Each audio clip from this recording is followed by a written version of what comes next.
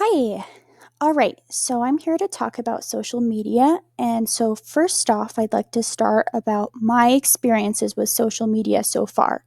So, not only am I a musician, I'm also a hobby artist. So, I use social media fairly frequently.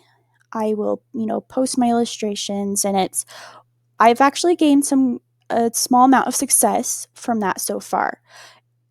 What I'll do is, I will open like commissions and I can gain clients and make a small income from social media.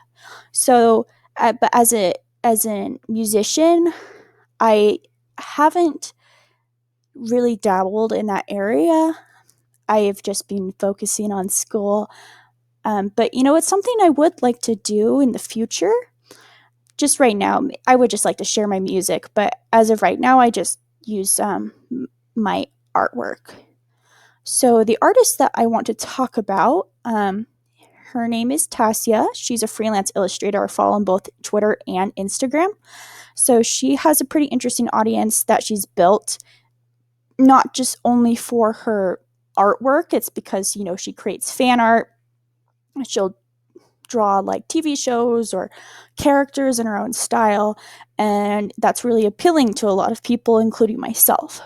So, next, I would like to talk about the different platforms that she uses. So here I have her Twitter account, and she also has a Instagram account. So I have both of them up here. So I'd like to compare and contrast Twitter and Instagram a little bit. So for me personally, I have both. I have like accounts on both platforms for my artwork. However, I do prefer to use Twitter, and I'll tell you why. So, unlike Instagram, Twitter has a bit of a different algorithm and just a different um, format overall. So, Twitter, unlike Instagram, you're able to post high resolution full images, and you actually have options. You can like load things in 4K, and it's really neat. There is also the retweet function, which allows you to share your content with a lot wider range of audiences. Versus Instagram, unlike Twitter, you can't really post full images. You have to crop it into these little squares, and that can be a little bit frustrating. That's me, because I can't figure out how to crop things sometimes. It's and then you don't have the retweet function, so you have to rely on hashtags. That's how Instagram's algorithm works. So it honestly just depends on the artist and, what they prefer to use. She's got a big audience, so she's doing fine.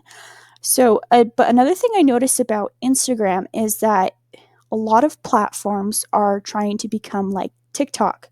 So this is YouTube, this is Instagram with their reels, and unless you're like a really big artist with a big platform already, for the most part, your content actually isn't going to be promoted as much unless you're making content like this. Um, so Instagram is only promoting reels in their algorithm.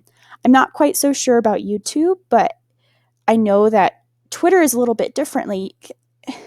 You can see here that, in this piece, unlike the piece I showed you, she doesn't have any hashtags at all.